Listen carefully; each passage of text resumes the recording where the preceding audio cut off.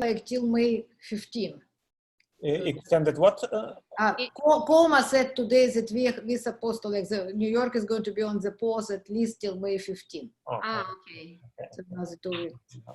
Well, Putin said today that the parade will be delayed. So it was our last hope that we will be free relatively soon for the parade. So let's get started. Hello, everybody. For some of you, it's good evening, good morning, good afternoon. I don't know from which places people are joining. So it's a thank you, everybody, for participating. So before I hand the microphone to Tatiana, let me mention a couple of things. During the talk, once Tatiana starts speaking, please mute yourself in Zoom so that you don't hear any sound that is coming from your room. And when and if you want to ask a question, then unmute yourself. That's the button in the lower left corner of the Zoom menu, and ask a question. Also, for some people who maybe are the first or second time participants, if you are sending me an email request for the password information for a particular Zoom talk, please don't do it like in the last moment. In fact, I would much prefer that you ask me to put yourselves on the New York Group Theory Seminar mailing list, because then you will get all of these emails automatically. But don't send this request to me 2 minutes before the start of the seminar. Please have pity on me. All right, so with that said, I'm very pleased to welcome today's speaker in the New York Group Theory Seminar. It's Tatiana Nagnibeda from the University of Geneva, and she's going to tell us something about various types of spectra and spectral measures on Schreier and Cayley graphs. Thank you very much, Ilya. Thank you for the invitation. I love speaking at the New York Group Theory Seminar, and it's an unexpected pleasure because I was not planning to be in the US this spring, and so this unfortunate situation still brings in some nice moments like this one. I'm very happy to see all the friends. Thank you for joining. It's not my first Zoom session late at night because some friends have been celebrating birthdays via Zoom, but it's definitely my first mathematical talk at 11 p.m. So I hope it's going to be okay. Also, I'm realizing that one thing which is creepy about Zoom talks is that when you make a joke, you cannot hear the reaction. So I think I'm just going to switch to the math part. I also realized that I have been working on this topic of spectra on Schreier graphs and Cayley graphs with Slava Grigorchuk and Daniel Lenz, so two of my co-authors, whom you see mentioned on the first slide, for about 5 years now. And so I have given talks on a similar topic several times, in particular at the last year GACTA in Tel Aviv. And so maybe some of you heard me speaking on this topic, but today's talk will contain new results that some of them have been obtained last month. So hopefully it will not be just a repetition of what you have heard already. I also see that there is a misprint in the name Grigorchuk, so I'm very sorry about that, but you all know how it's written, so it's not a problem. And Daniel Lenz is a professor at the University of Vienna, with whom we started collaborating on this topic about 5 years ago, as I said. Aitor Perez is my PhD student who will be defending this summer, and Daniel Zell just defended his thesis with Lenz in Vienna in the end of 2019. Okay, so there are several possible ways to enter into the subject, and I would like to structure my talk in the following way. I will start by describing the objects, the spectra that we will work with. Then I will indicate the questions I'm interested in, and later I will tell you about groups, because we will be working on groups and on a specific class of groups. These are groups acting on rooted trees, a specific class of such groups, but they will come in later because it's maybe the most technical part. So I would like to specify the groups a little bit later. And so I start with a very classical thing, which is Mark Katz's famous question, can one hear the shape of a drum? So when he asked this question in the middle of the 20th century, the meaning of it was you work with some domain in a Euclidean space and you would like to know how the spectrum of a Laplacian on it, maybe also eigenfunctions, how it is related to the geometry of the domain. And then quickly it permitted other maybe areas like more geometric side. You can ask the same question in a manifold. And then also quite quickly went into the discrete world and became a very popular question in the spectral, so-called spectral graph theory. So you can talk about spectra of different operators, which from my perspective will all be more or less equivalent. So you can talk about the adjacency matrix of your graph, about the discrete Laplacian, which is defined by the property that it annihilates harmonic functions, and the function is harmonic if it's if you take the mean around the vertex, then the value is equal to the value of the function in this vertex. Or the last, which will be my favorite for today, is the Markov operator, or just the transition matrix, the matrix of transition probabilities for the simple random walk on the graph. If your graph is regular, meaning that every vertex has the same degree, the same number of neighbors, then all these operators are just a scalar multiple of one another, plus maybe a shift by the identity operator. So to get the Laplacian from the Markov operator, you just do -1.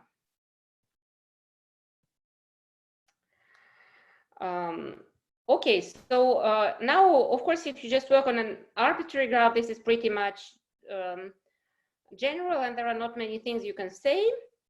So you specify on some classes of graphs. For example, many people work on finite graphs, and I'm not interested in finite graphs.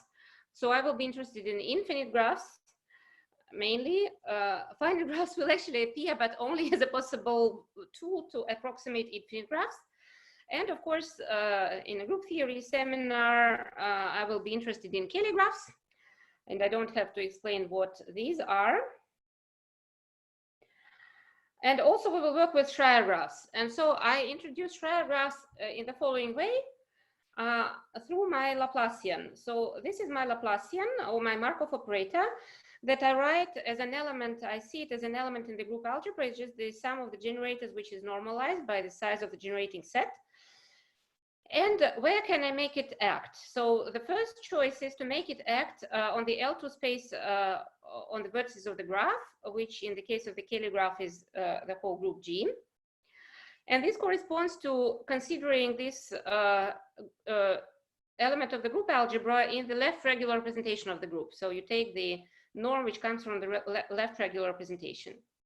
But you can also choose different representations. And one very natural choice comes from quasi-regular representations. So what is a quasi-regular representation? It is the same as regular, except that you take not L2 of the group, but L2 of on the set of the cossets with respect to a subgroup. So for any subgroup H, not necessarily normal, you consider the set of cossets. So here I take right cossets, right? And you consider the action of the group on it and on the corresponding little L2. And so you can consider your operator in this space as well. Another popular choice is Koopman representation. This is when your group comes with an action on some arbitrary, maybe space with measure. And this type of representations will also appear, but it will be less important for us than the quasi-regular ones. Okay, so what happens if you consider such a quasi-regular representation with respect to some subgroup H?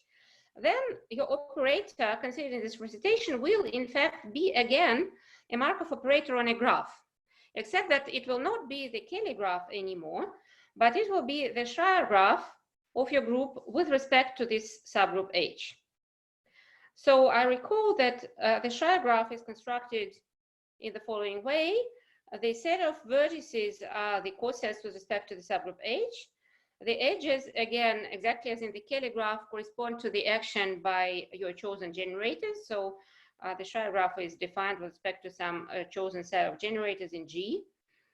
And a priori, this graph has lots of structures. So it has oriented edges labeled by S, as in a Cayley graph, and also which is a major difference with respect to a Cayley graph, it has a chosen root because the graph is not homogeneous.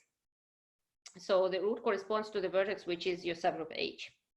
But then you can also look at it just as a graph, forgetting the labels, forgetting the root, both, or one, and so on. But the root will be important. Okay, and so our operator. Sorry, Tatiana, one stupid question about left and right. So you do want left cosets, right? So your group naturally acts on the left because. Yeah, so I actually haven't written it here, so it should be. It should be. Or is it right cosets? It should be coordinated. So here on the next slide, I have the formula for the operator M, which will act on the functions on the vertices in this way. So G multiplied by S should also be a vertex, so it should be another coset. So the coset is HG as opposed to GH.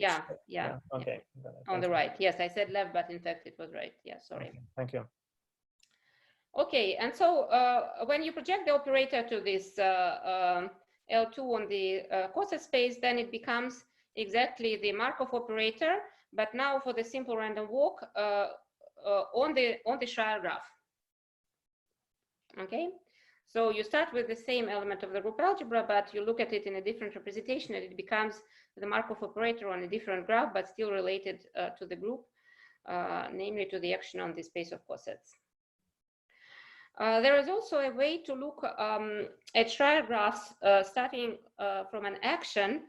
So if you have an action of G, you can consider it orbit by orbit. And then each orbit gives rise to the so-called orbital Schreier graph. So here the vertices are just the points in the orbit, and the edges also trace the way you act on this orbit by your generators. And it is exactly the same definition as before. And the corresponding subgroup is the stabilizer of the vertex. I mean, you pick a root, and then the stabilizer of the root will be the subgroup H in the previous definition. And then if you take a different root, then this means that you take a conjugated subgroup. It's actually written here, yes. Okay, so to summarize, we will work with a finitely generated group and often with some natural group action, transitive, so orbit by orbit. And we will be interested in the spectra of these Markov operators on the corresponding Cayley and Schreier graphs. And if you just want to write one formula for both cases, then you write it this way. So you take f to be a function on the vertices of the graph, which can be Cayley graph or Schreier graph. G is some vertex. And then you just say how your operator acts on this function. So it takes the average of the values of your function on all the neighbors of your vertex G, because the neighbors correspond exactly to going away by multiplying by generator S. And you normalize by the weight of the generating set. And with this definition, because we normalize, then we are sure that the spectrum of such an operator is a subset of the interval -1, 1. So it's a self-adjoint operator, so the spectrum is real, and then the norm of this operator is bounded by 1, so the spectrum is contained in this interval. So this is the end of the first introductory part. If you have any questions, that's a good point to ask them. If not, then I go to the questions I would like to understand. So the first is the variation of the question I started with, and it's also the title of a paper by Alain Valette about 10 years ago, I think. Can one hear the shape of a group?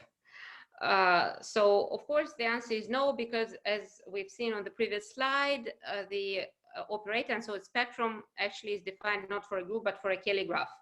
And we know that there are isomorphic Cayley graphs of different groups. So definitely no in this form. So we rectify, can one here the shape of a Cayley graph? And the answer is still no. And I would like to explain on one example. So the example here is ZD for different D. All cubic lattices have the same spectrum, which is exactly -1, 1, the whole interval. And of course, you can, the group is abelian, so you can compute the spectrum by doing some, I don't know, Fourier analysis. But I would like to give a group theoretical proof, which consists of 3 parts. The first part is a trivial remark, namely that the spectrum is symmetric if the graph is bipartite, which is the case for the Cayley graphs of ZD with the standard generators. The second is a very nice criterion of amenability by Harry Keston. It was his PhD thesis in 1959. And it says that the group is amenable if and only if 1, which is the biggest possible value that could lie in the spectrum, does lie in the spectrum for some, and then also for every, because it's amenability criterion. So this is in particular invariant under the change of the generating set. So 1 lies in the spectrum. So for ZD, we know that 1 will lie in the spectrum. And so by symmetry, -1 also lies in the spectrum. And now we need an argument to say that everything in between also lies in the spectrum. And this is a more kind of heavier artillery that we need to use here. Namely, it turns out that for all amenable torsion-free groups, the spectrum is a connected set. And this follows from the solution of the Kadison-Kaplansky conjecture about the absence of non-trivial idempotency in the reduced sister algebra. So this is a conjecture for all torsion-free finitely generated groups, but it is proven for so-called AT-amenable groups, which is kind of the opposite in a strong sense of Kazhdan property T. And in particular, I'm not going to enter this because it's not relevant for my talk, but in particular, this is true for all amenable groups. And so this allows to conclude that the spectrum is an interval, and so it is the whole interval -1, 1. And this argument will work for any bipartite Cayley graph of a torsion-free amenable group. So for all these Cayley graphs, oh, there's a misprint. Cayley graphs. So for all Cayley graphs of this type, the spectral will be the interval -1, 1. So the answer to the question, can one hear the shape of a Cayley graph, is also no. But you can notice that it's a no in a very specific class, for example, only for amenable groups. And if your group is non-amenable, then the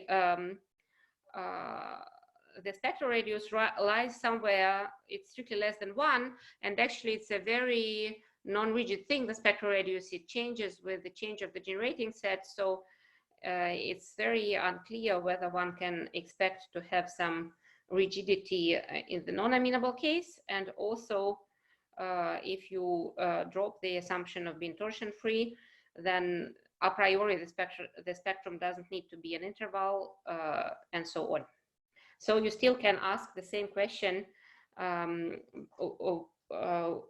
after maybe dropping off some conditions. Okay, so now there is also an extra element that has to be taken into account, that even if the spectrum doesn't define your Cayley graph in any way, maybe the spectrum with the spectral measure will do that. So probably you still remember from your functional analysis course that when you have a self-adjoint operator, you have its spectrum, and you also have a spectral resolution or spectral measure associated to it. So you first define a projection valued spectral measure, and then you take its projections, and so you work with like normal measures, probability measures mu v, which depend on a vertex. In the case of the Cayley graph, it doesn't depend on the vertex. These measures are supported on the spectrum of the operator. And if you don't remember what it is, you can just think about it as being defined by the following condition. The moments of this measure are given by the probabilities of return for the simple random walk of return to the starting point V after n steps. So this probability of return after n steps is the nth moment of the measure, and this defines the measure. And so you can ask, does the spectral measure, together with its support, the spectrum, determine the Cayley graph? And this question is actually open, so there are no examples to contradict that for infinite graphs. For finite graphs, the answer is no. So this, unfortunately, is kind of negative indirect evidence also for infinite graphs, though for infinite graphs, of course, it's kind of trickier. So for finite graphs, the analog of the spectral measure would be the multiplicity of the eigenvalues. So you count eigenvalues with multiplicities. And then there are some combinatorial tools to construct isospectral graphs. And there are some of them that construct your isospectral graphs with multiplicities. One such tool is called Seidel switching, I think. And as far as I remember, it's this method that produces non-isomorphic Cayley graphs which have the same spectra with multiplicities. And these graphs lie in the class of strongly regular graphs that are defined by 4 parameters. And the spectrum is actually defined by the eigenvalues, and their multiplicities are determined by these parameters. Okay, so this is the first question about the rigidity, spectral rigidity, so to say. So the second question, well, all of them are kind of rigidity questions. So we saw the example with a spectrum, which is an interval, and we sort of saw that it is in many cases what you would expect. But is it possible that the spectrum takes some other shape? So the only thing you know a priori is that this is the subset in the interval -1, 1. So what could it be? And what kind of spectral measure can you have? So in the case of ZD here, so I said that the spectrum was -1, 1, and the spectral measure in this case is just absolutely continuous with respect to the Lebesgue measure. So now, in general, for a self-adjoint operator, bounded self-adjoint operator, you know that the measure decomposes into the sum of 3 terms. One is pure point, so a discrete measure. The second is absolutely continuous with respect to the Lebesgue. And there is also the third possibility, the third possible term, which is also continuous, but singular with respect to Lebesgue. And it's, in general, not such a trivial task to produce examples with given type of spectral measure. So in regular graphs, there are examples, but they are never Cayley graphs. So for example, there is a method by Eisenman and Schenker how to produce gaps in the spectrum so that the spectrum is not an interval. Then there is also the example of the Sierpinski triangle by Malazomov and Teplayev. And there the spectral measure is pure point. And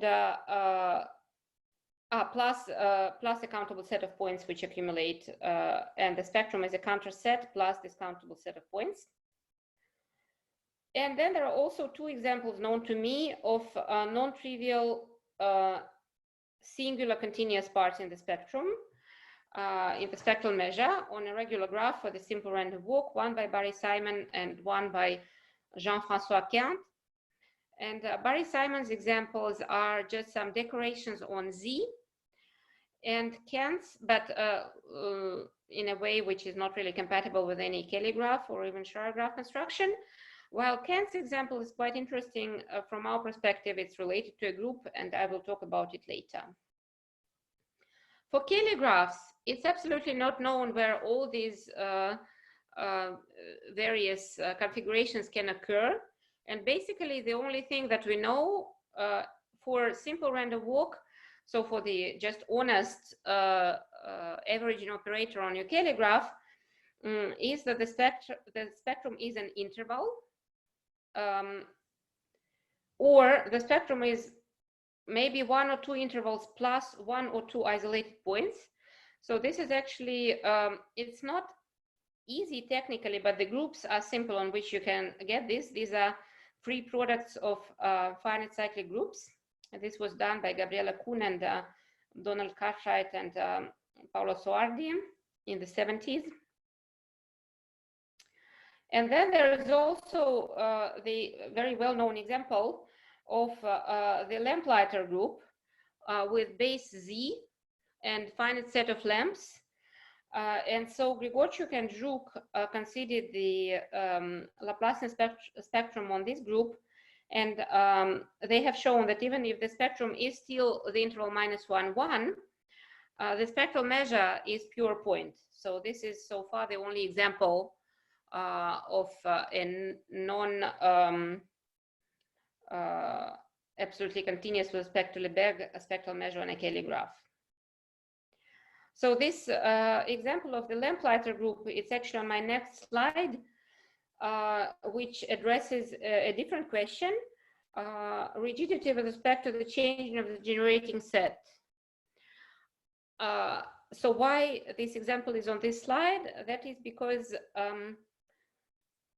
this pure point spectrum for the Lamplighter has been computed for the generating set, which is not the standard generating set on the Lamplighter, but it's also kind of, it has become standard by now, because this is the generating set which produces the Cayley graph, which is the distal leader graph. So if you take the standard generators A and T, then the generating set that gives you this Cayley graph is, I think, AT and A. And so it's with this generating set that the spectral measure is pure point. And there are many different proofs of this fact by now. So Grigorchuk and Zhuk use the fact that the group acts on, it's an automaton group. So it is generated by the states of the automaton, of a finite state automaton. The action on the boundary of the tree is essentially free. So the Schreier graphs for the action of the boundary are actually the Cayley graphs for almost every point. And then they use the approximation by finite graphs, finite Schreier graphs. So this enters into the topic that I will cover later when I turn to the groups that I will be working with. Also, interestingly, it follows from the work of Gabor Elik that for the Cayley graph of the Lamplighter with the standard generators, there is no eigenvalue in the spectrum. So the spectral measure is continuous. It doesn't have any point mass. So definitely the spectral measure for the standard generators will be different from the spectral measure on these Lamplighter distal leader generators, because in that case, the measure is pure point, so it only consists of atoms. But what will it be? Whether it will be absolutely continuous or singular spectral Lebesgue, this is unknown. And in a joint work with Grigorchuk and my former student, Paul-Henri Lehmann, we made some computer simulations, and it looks like the measure should be singular with spectral Lebesgue, and we wanted to put it as a conjecture in the paper, and the paper was going to be published in Journal of Physics A, and then the editors told us that we didn't have enough evidence to make it a conjecture, so we, I think, just asked it as a question. But at that time, at least, we believed that it should be true. I don't know. And yeah, one of the first examples when dependence on the generators of the spectrum was shown was the work by Valette, Beguin, and Zhuk, who studied the Heisenberg group, discrete Heisenberg group of 3x3 matrices with two obvious generating sets. And they showed that for one presentation where the Cayley graph is bipartite, by my first argument, the spectrum is -1, 1. And then they showed that when the Cayley graph is not bipartite, then the bottom of the spectrum moves. And so it becomes this interval here. So this shows that it is not preserved. Okay, so I think that I kind of covered the questions that I want to discuss. And now I go to the class of groups that will be my tool in solving these questions, partially at least. And the groups is a variation of a construction which was proposed by Laurent Bartholdi and Zoran Sunik in their paper in 2000. So they kind of only considered one part of, in one sense, it was a more general construction. In a different sense, it was a not so general construction because they wanted to prove intermediate growth. And so they actually asked for their groups to be torsion. And I want them to be not necessarily torsion. They can also be they can also have elements of infinite order. Anyway, the groups act on regular rooted trees. D will be our parameter, which is the valency of the tree. It will be 2 or bigger. And we will see that the behavior, the tactile behavior changes drastically from the case D equal to 2 to the case D bigger than 2. So here you have the beginning of such a tree for D equal to 3. And you see that you can identify the vertices of the tree with the words in the finite alphabet with D letters. And we will suppose that our group acts by automorphisms on the tree, so which means that it fixes the root. And if it fixes the root, then it also necessarily preserves each level. And how does it act? It just acts by permuting vertices at each level. So that's the way it acts. And then obviously you can extend this action by continuity to the boundary of the tree, which consists of infinite rays emanating from the root. And the boundary, you can also think about it symbolically as infinite, one-sided infinite words in our alphabet with D letters. So we will be interested in the action on the tree, which we will consider level by level, and on the boundary of the tree. So before explaining the general class of groups, which are called spinal groups, that was the name given to them by Bartholdi and Sunik, I would like to just explain one example, which you all probably know, the first Grigorchuk's example of intermediate growth. So I know that Ilya even wrote a Wikipedia page about this group, so he knows it by heart. But I would like just to explain it because it allows very easily to explain the whole class. So Grigorchuk's group is defined, generated by 4 automorphisms, A, B, C, and D. The automorphism A, so here is the root of the tree, and it does nothing except exchanging the 2 branches, one that grows from the vertex 0 and one which grows from the vertex 1. So A is just the switch at the root, and I call this switch epsilon. It's an element of the cyclic group with 2 elements, the non-trivial one. And 1 in green, this is the trivial element of the same group. Now B, C, and D, they have, you see, different shapes. So they have, so to say, an infinite support. But the support is concentrated in the vicinity of the infinite ray, which is the ray 1 infinity here. So the rightmost ray in your binary tree. Okay, so now B is defined in the following way. When you go to the first level, so here is 0 and 1. So in the vertex 0, you have the switch and then nothing below. And on the vertex 1, you have the switch on the left, and on the right, it continues. And so I think that the picture is clear. So you see here that you have a periodic sequence, epsilon, epsilon 1, epsilon, epsilon 1, and so on. And C and D are defined in the same way, except that the sequence of the elements of the group with 2 elements here is different. So here it's epsilon 1, epsilon, epsilon 1, epsilon, and so on. And here it starts with 1 and then goes. Okay, so Grigorchuk actually, when he defined this group, he defined it not just as one group, but as one in an infinite family. So he said that this particular group corresponds to the infinite sequence 0, 1, 2, 0, 1, 2, 0, 1, 2. And then you can also consider groups that correspond to different sequences of zeros and ones. So this will define other groups in the group of automorphisms of the binary tree, also generated by 4 automorphisms. So how can you understand that? Here is one way. So let us look at this picture level by level. So this is the first level. You see, you read epsilon, epsilon 1. Then you read on the second level, epsilon 1, epsilon. On the third, 1, epsilon, epsilon. And then it starts repeating. So the 0, 1, 2, you can understand this as actually as a configuration that you see level by level. So this is 0, this is 1, this is 2. And so what are these zeros, ones, and twos in essence? So you can think about them as epimorphisms from the square of the group with 2 elements to the group with 2 elements.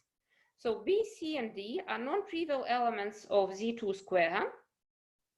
And epsilon, epsilon 1 just tell you where this epimorphism projects them. So for example, the first epimorphism, which we can call PD, because it's D that goes to 1 in this epimorphism, and B and C goes to the non-trivial element epsilon. And then you have the different epimorphism, PC, where C goes to 1, is in the kernel, and then PB, where B is in the kernel, and that's it. That's all the possible epimorphisms from Z2 squared to Z2. And so this gives you the alphabet in which you parameterize your groups. So in fact, this group corresponds to the infinite sequence PD, PC, PB, and then you repeat it periodically. And then you can also form any other sequence with the same letters, and you will get a different group. Now, of course, this calls to a generalization, because you can say, okay, here I worked with Z2 squared, but maybe I can just take any other power, Z2 to the power m, for m bigger or equal than 1. So for the case m equals to 1, m equals 1, you get the infinite dihedral group.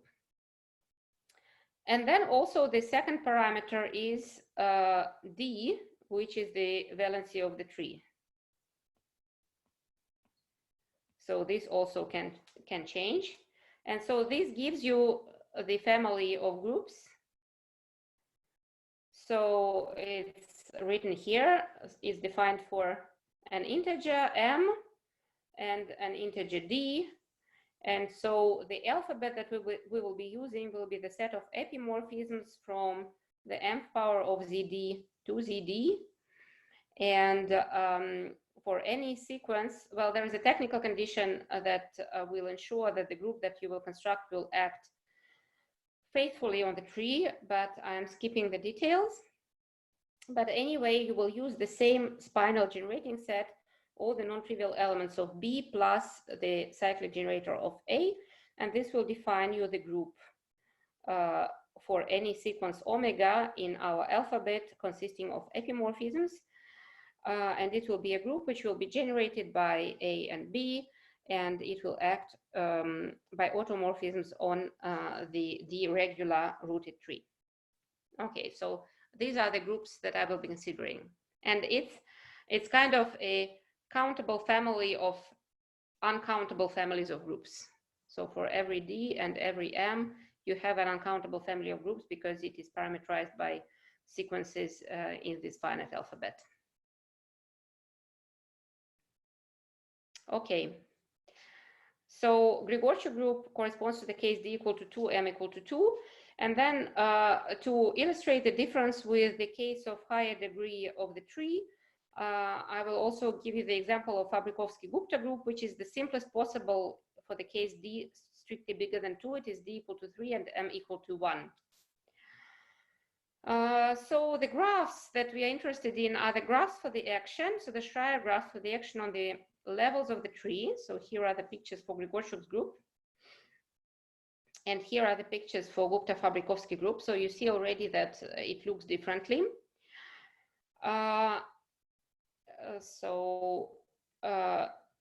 If you take the scaling limit of these graphs, so you rescale the graph metric when you increase the level of the tree, then in the case of Grigorchuk's group, you will get an interval, but in the case of Gupta-Fabrikovsky group or other spinal groups for higher D, you will get a similar fractal. So this is the Julia set of certain cubic polynomial.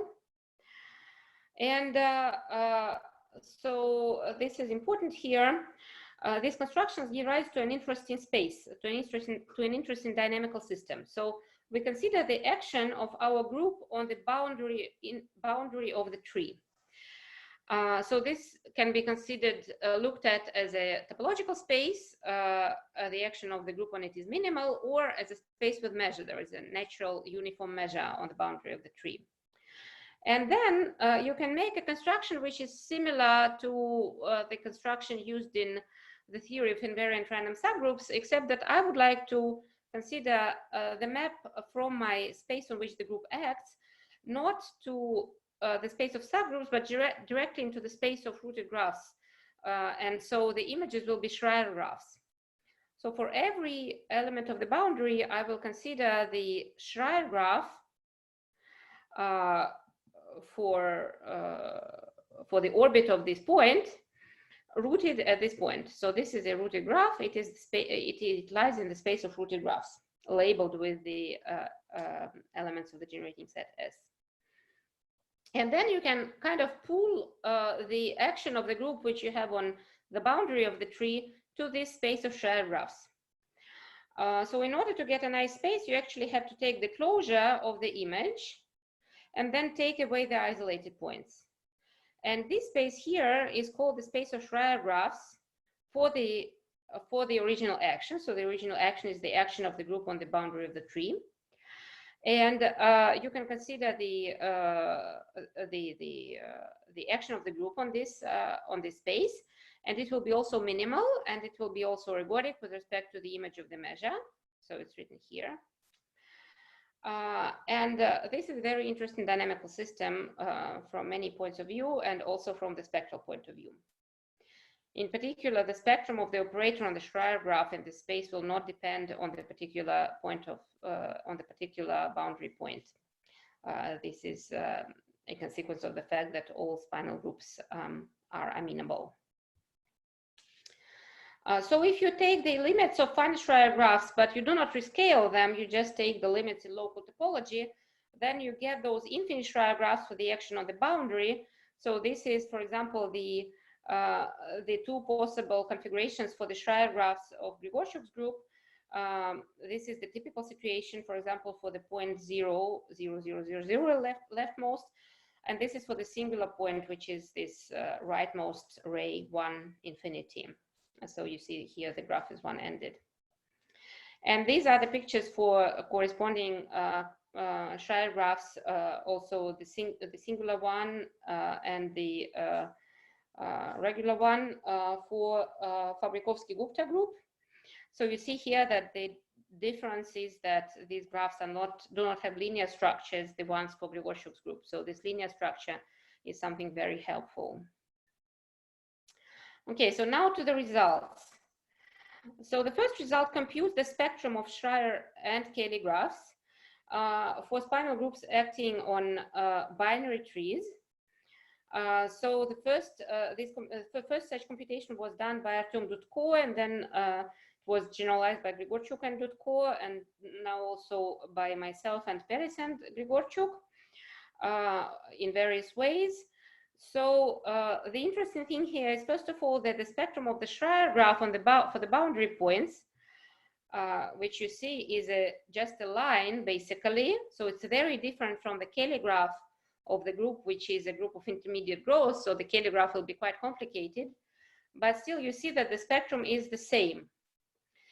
So this is one interesting thing. The other interesting thing that the spectrum is the union of two intervals. So we see a gap. As I said, this is kind of a rare thing.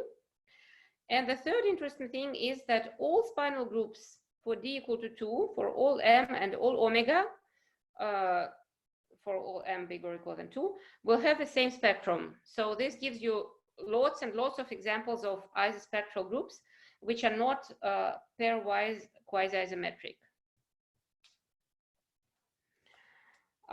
So the spectral measure can be also computed.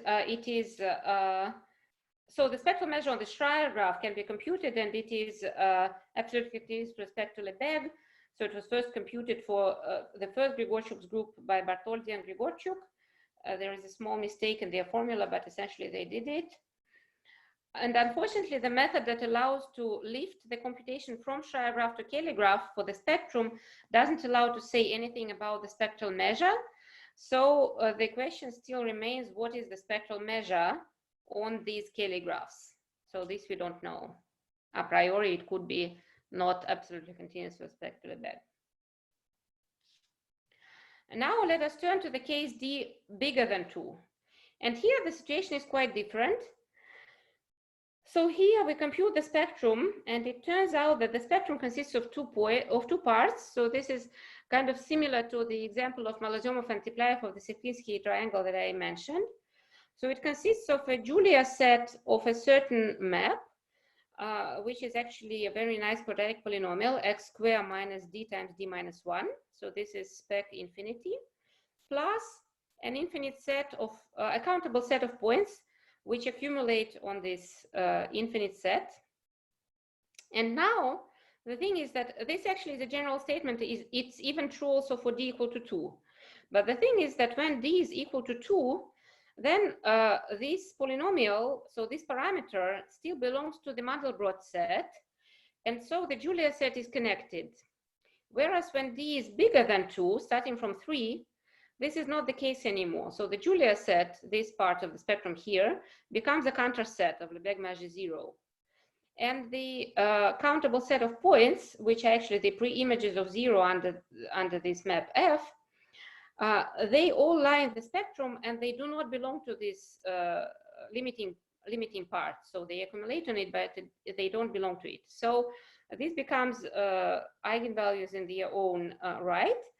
And something that is completely new with respect to all the previous examples that have been computed is the following theorem that we proved with Grigorchuk and Perez last year, namely that the spectral measure on these graphs are is pure point.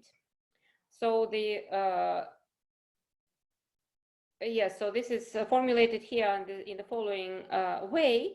What we prove, it's actually stronger, that the Laplacian on these graphs possess a complete set of finitely supported eigenfunctions, which correspond exactly to these countable set of points which accumulate on the Julia set. So the Julia set itself doesn't carry any spectral measure, and all the spectral measure is concentrated on this set of points, and so the spectral measure is pure point.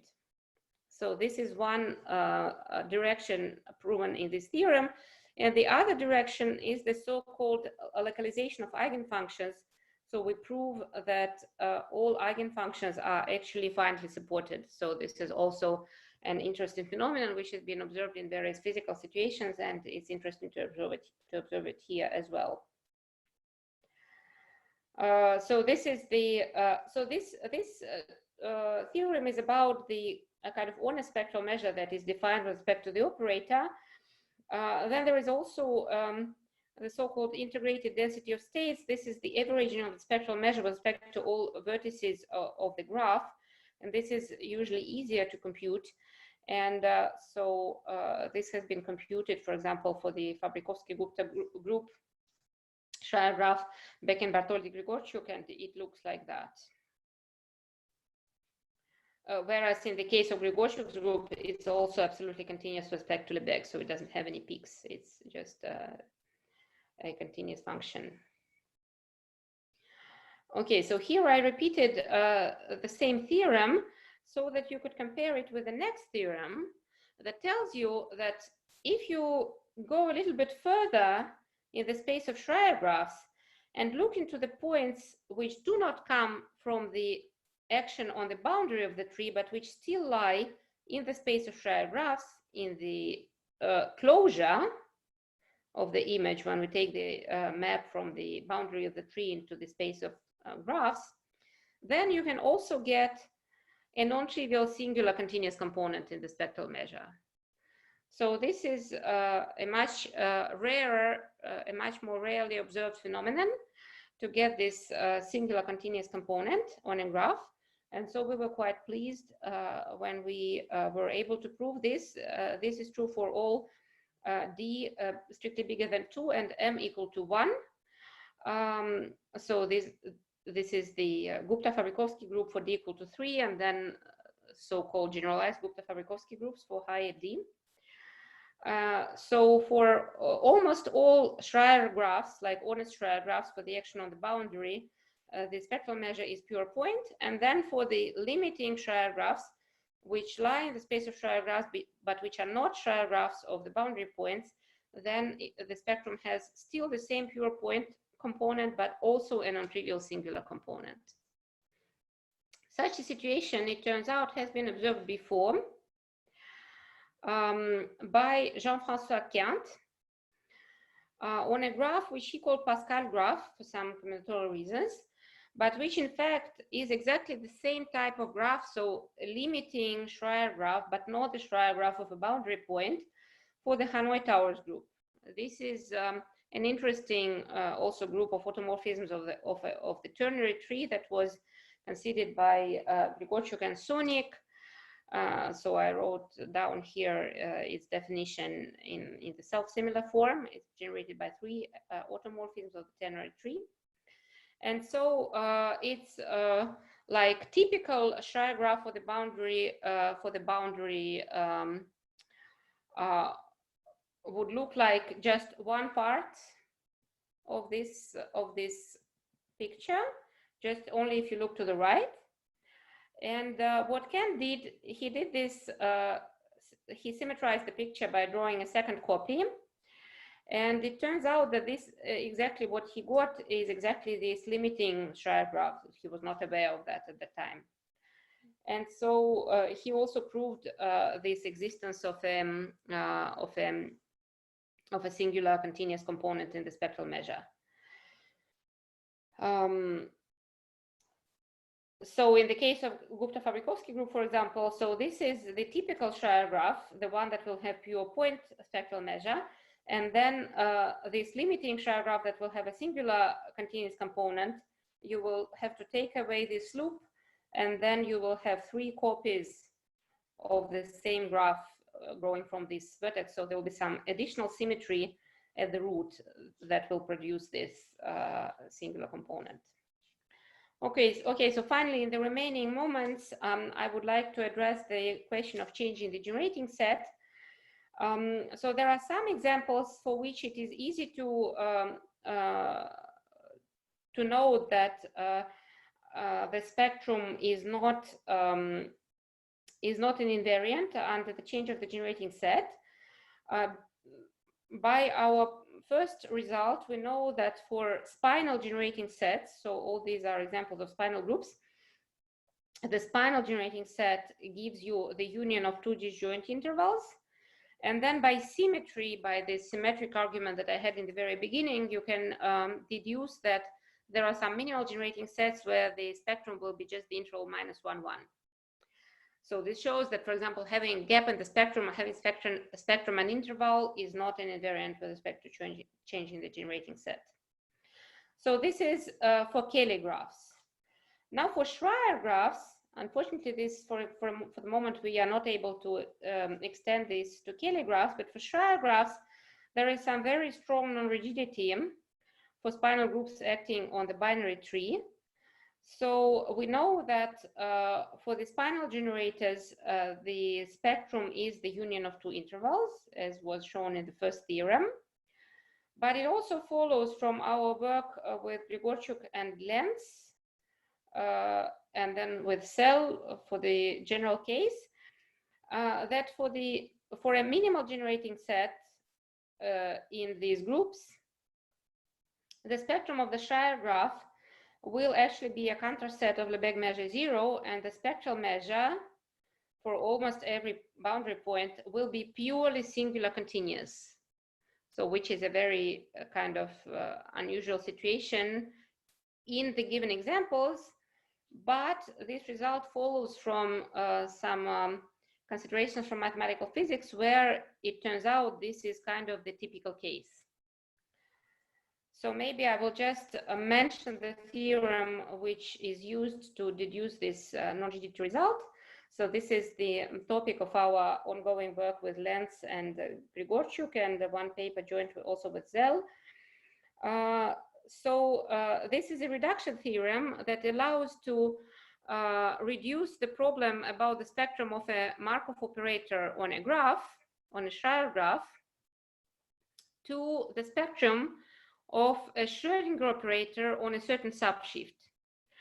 That is why this strategy works for the case of spinal groups acting on the binary tree. That's because the Schreier graphs in this case have linear structure, and so have been encoded by triplet subshifts. So this has been done by Vorobets and by Mattebon, and so has been noted by several people for different purposes. And this is also useful for these spectral purposes. So you can construct a triplet subshift from a Schreier graph, and then the Laplacian or Markov operator on your Schreier graph will become a Schrödinger operator on this subshift.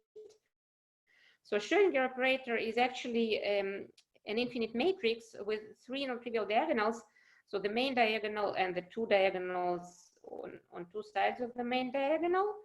And there is a kind of a general result which is called counter set spectrum, which tells you that when alpha and beta are not periodic, and this turns out it corresponds to the case when your Laplacian on the graph corresponds to an anisotropic random walk, so probabilities which are not all equal, not simple random walk, then the spectrum will be a counter set of Lebesgue measure 0, and the measure will be singular continuous.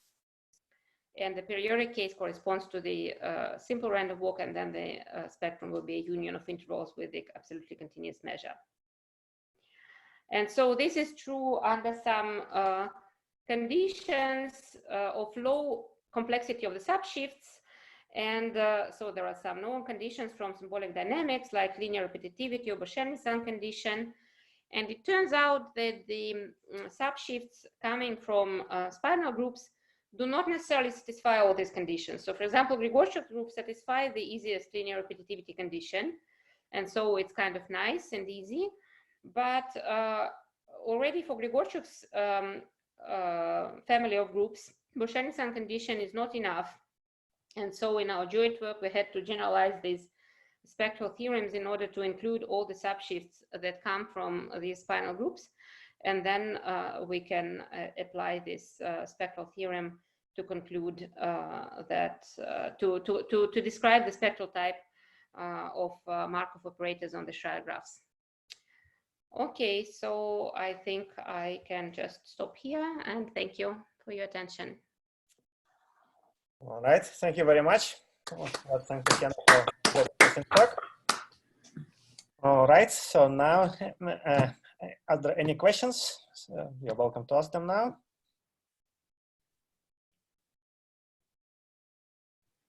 So, I was thinking I'll ask a question because I had it somewhere in the beginning. What's known about groups, all these questions for groups with some sort of hyperbolicity, for example, just free groups or surface groups with standard generators? What's known about the spectrum itself and the spectral measure, and to what extent it distinguishes things? Anything? Yeah, so, right. So I think that as long as you know the Kadison-Kaplansky conjecture, which you know for many of them, then you will know that the spectrum is an interval. Okay. And then you practically probably never know how to compute it because you don't know how to compute even the spectral radius. Also, you don't know even which interval. You don't know which interval, right? Because you know the spectral radius you can compute, for example, on the free group with standard generators. Right. Where was it? Yeah, here. So these groups will be non-amenable, and so you don't know what will be the what will replace 1 and -1.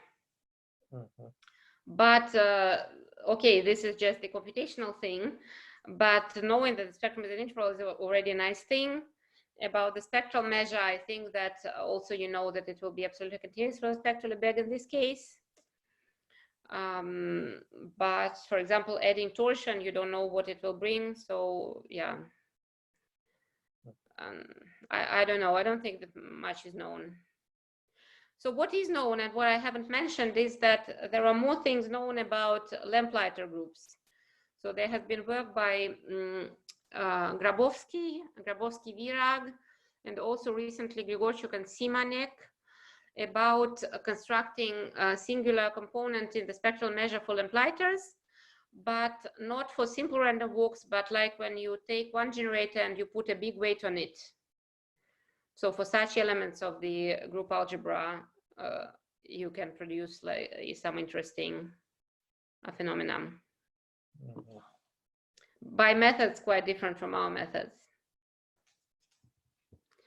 So basically lamplighters and now these spinal groups are two classes of groups where I'm aware of some, I don't know, sustained activity about spectral type. Okay. All right. Are there any other questions? I have a question.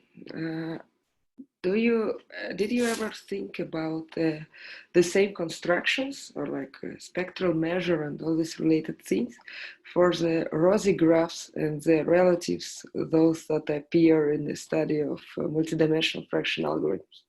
Like you define a graph and then you extend you consider the limit when it goes to the infinity, the dimension of the corresponding system. The lamplighter.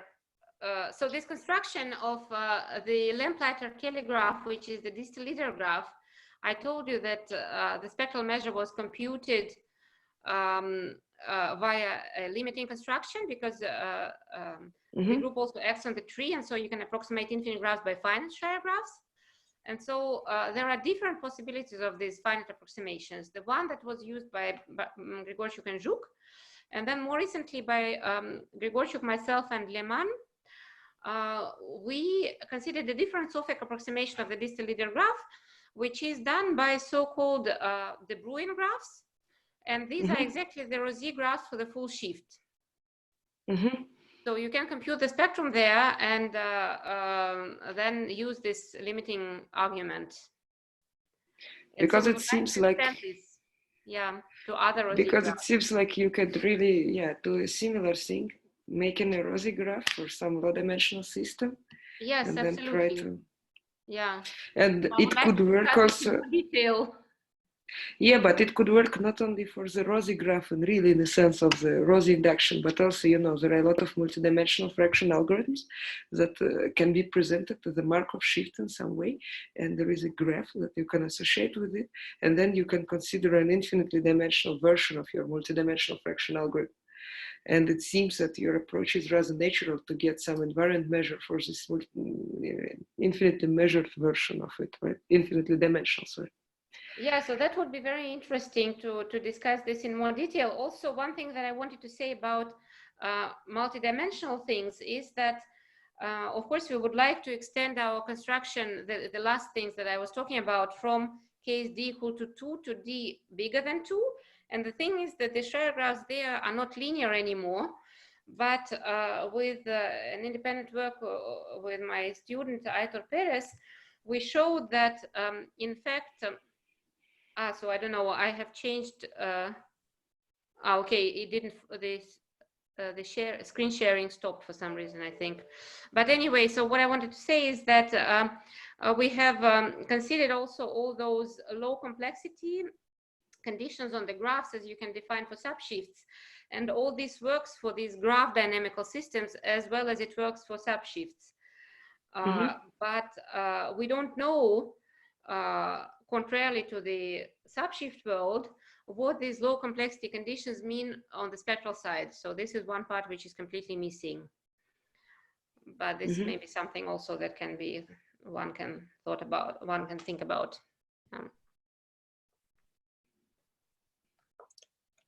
All right, very good. Are there any other questions? Okay, let's thank Tatiana again. Thank you, Tatiana. So I'll stop the recording in a couple of seconds. Thank you. Yeah. It was very nice seeing everyone.